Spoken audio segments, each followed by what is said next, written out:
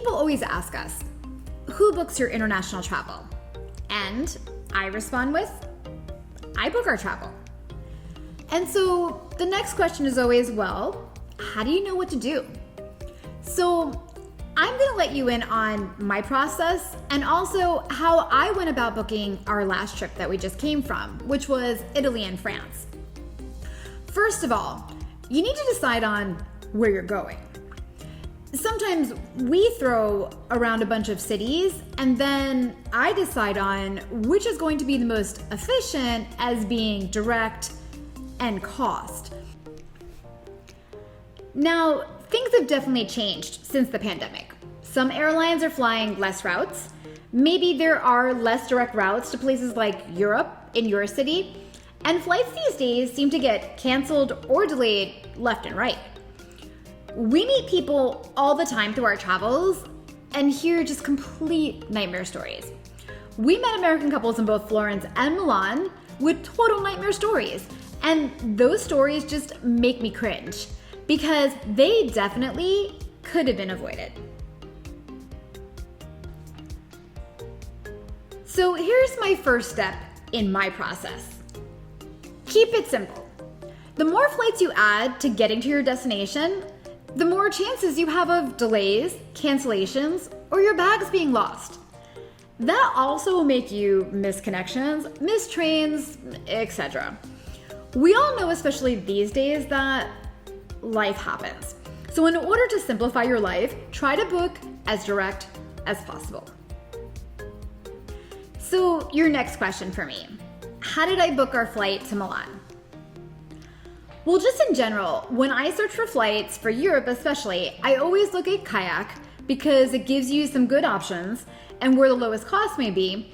And I use another site that is more Europe-based for flights called Kiwi, but I always then follow it up with Google because Google will tell you every flight that goes out to that city, as well as train rides and how long the ride may be, as well as if there's transfers.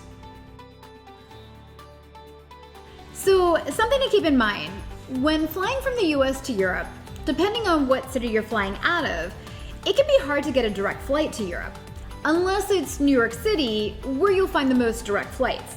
But a good rule of thumb is that London and Paris are your main hubs, meaning they're main transfers and stops coming from the US.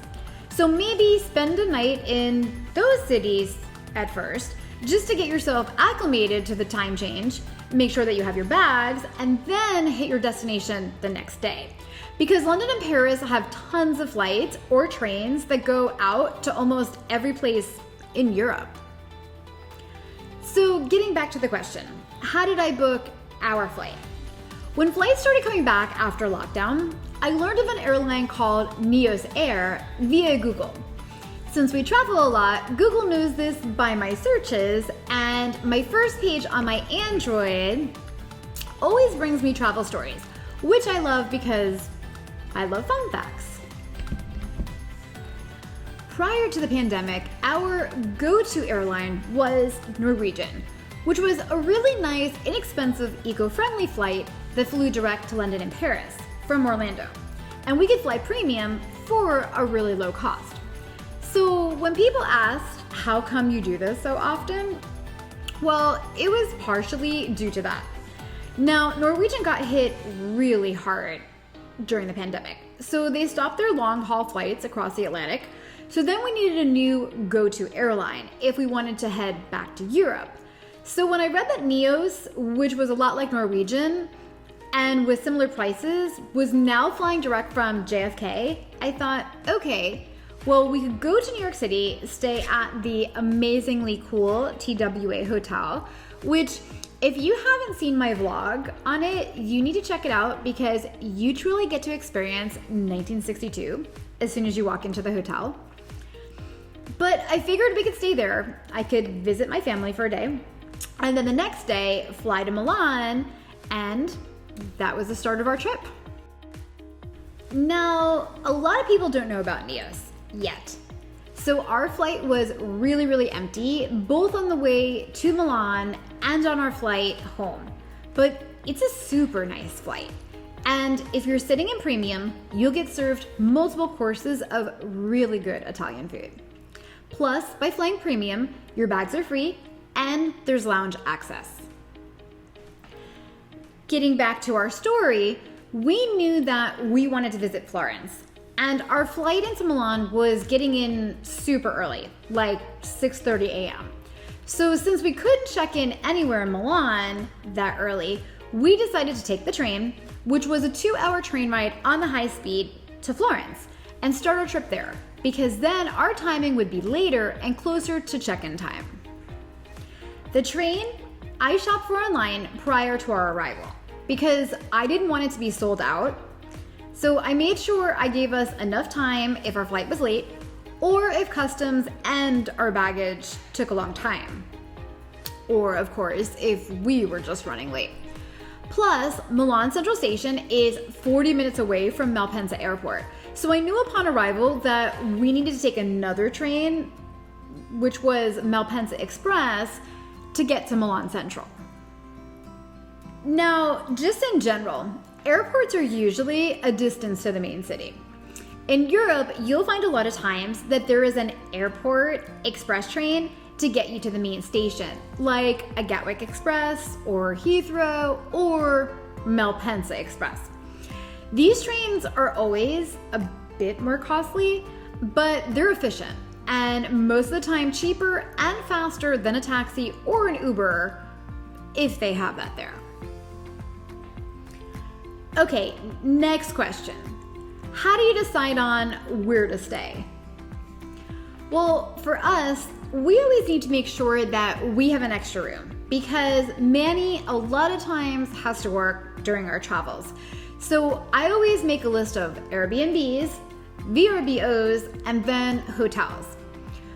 We love visiting grocery stores in European cities just to see what they have. So sometimes it's nice to have a full kitchen, but other times it's nice to be in a hotel because they clean your room and bring you fresh towels.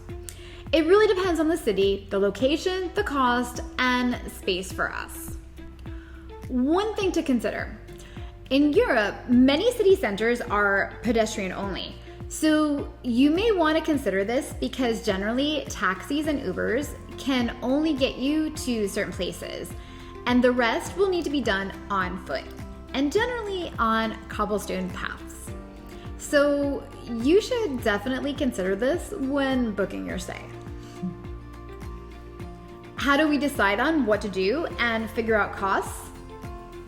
Prior to our travel, I always make a list of places we want to visit. I Google top places, watch other people's vlogs for travel tips, and make a list of museums, cathedrals, or day trips. For big touristy places, you definitely want to book in advance because places will sell out. Sometimes cities have a cost-efficient pass, like the Roma Pass in Rome, the Museum Pass in Paris, and now in Florence, since we're going to visit a lot of cathedrals and museums that you needed to pay for, I really wanted to get the Florence Pass, which is a pass where you pay one fee and is good for 72 hours and would have allowed us to visit many of the sites, but the Florence Pass wasn't available since COVID because they're limiting the number of people into places. So I did have to book our things individually, which ended up costing us more, but I didn't have a choice. I also was booking our activities based on weather, so I did wait until almost the end to book things for us because I wanted to make sure that we had good weather for day trips, whereas I didn't care about our weather if we were visiting a museum or cathedral. So I was glad that I had a few days to play with regarding arranging our schedule. How do we decide on our day trips? I like to watch other people's vlogs to see what choices they make. And then of course, I always just Google map it and just start seeing how far things are via train, or if we're renting a car, is it possible to drive to? Now, in Italy, it's possible to stay in one location and do dozens of day trips because Italy and most of Europe in general has such great transportation. and Italy has so many places to visit. One thing to consider if driving is, are you going to be able to park in that destination? Sometimes parking can be a complete nightmare in certain European towns and cities. So definitely look at public transportation first. I hope that you found this info helpful. Yes, some of these things seem time consuming, but I do it so often that it has become pretty simple and I'm pretty quick at it. And if you have questions for me about travel, definitely message me, because I hate hearing people's horror stories, and certainly ones that could have been avoided.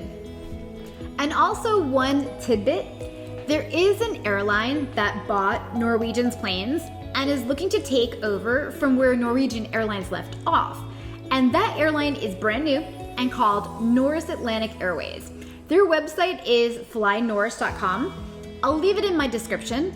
But they have said that they will have direct flights from Orlando to London and Paris soon. But in July, they're starting with direct flights to Oslo. So we may be taking a trip to Oslo in the future. And Norse may be our next go-to airline. We'll let you know. But in the meantime, summer is coming, so if you're traveling to Europe, hope my tips are helpful. See you next time.